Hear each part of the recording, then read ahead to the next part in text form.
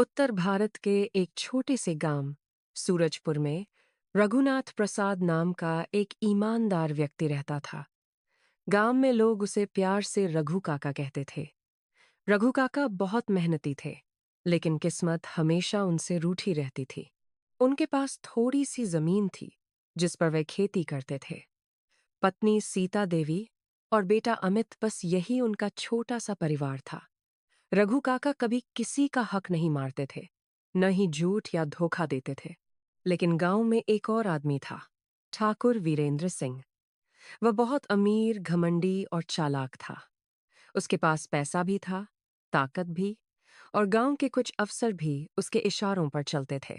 भाग दो, अन्याय की मार। एक साल सूखा पड़ा, फसल खराब हो गई। रघु काका कर्ज में डूब गए। उन्होंने ठाकुर से मदद मांगी। ठाकुर ने मुस्कुराते हुए कहा, रघु, मदद तो कर दूंगा, लेकिन जमीन मेरे नाम लिखनी होगी। मजबूरी में रघु काका ने हामी भर दी। उन्हें भरोसा था कि मेहनत से सब ठीक हो जाएगा, लेकिन ठाकुर ने धोखा दिया। कुछ महीनों बाद ही उसने जमीन अपने नाम करवा ली। रघु काका कोर्ट गए, लेकिन गवाह झूठे थे, कागजन नकली थे और फैसला ठाकुर के पक्ष में चला गया। उस दिन रघु काका पहली बार फूट फूट कर रोए। उन्होंने कहा, हे भगवान, क्या सच्चाई की कोई कीमत नहीं? भाग 3, अंधेरे दिन। अब रघु काका मजदूरी करने लगे। सीता देवी बीमार रहने लगी। दवाइयों के पैसे नहीं थे। अमित पढ़ाई में अच्छा था, लेकिन स्कूल छोड़ना पड़ा। एक दिन सीता देवी की तबीयत बहुत बिगड़ गई। इलाज के अभाव में उनका देहांत हो गया।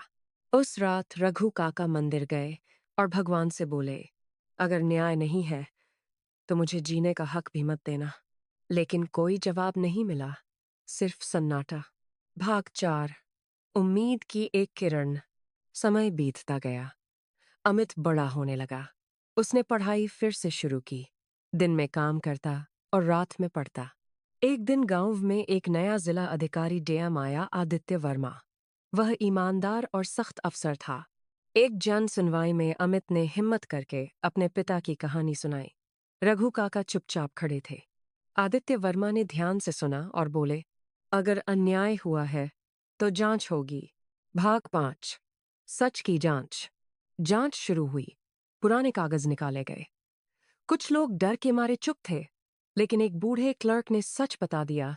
जमीन के कागजों में हेराफेरी हुई थी। ठाकुर को नोटिस मिला। वह घबरा गया। उसने अफसरों को रिश्वत देने की कोशिश की, लेकिन इस बार चाल नहीं चली। मामला कोर्ट पहुंचा। इस बार सच्चे सबूत थे। भाग 6, कर्म का फल। फैसले के दिन कोर्ट खचाखच भरा था। जज ने कहा, ठाकुर वीरेंद्र सिंह दोषी पाए जाते हैं।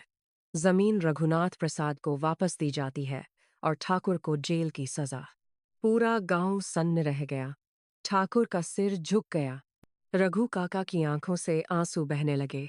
उन्होंने आसमान की ओर देखकर कहा, हे भगवान, आज समझ आया। भाग 7, सच्चा न्याय। जमीन वापस मिली। सरकार से मुआवजा भी मिला। अमित की पढ़ाई पूरी हुई। वह खुद एक ईमानदार अफसर बना। गांव में फिर से खुशहाली आई। एक दिन किसी ने रघु काका से पूछा, इतना समय क्यों लगा?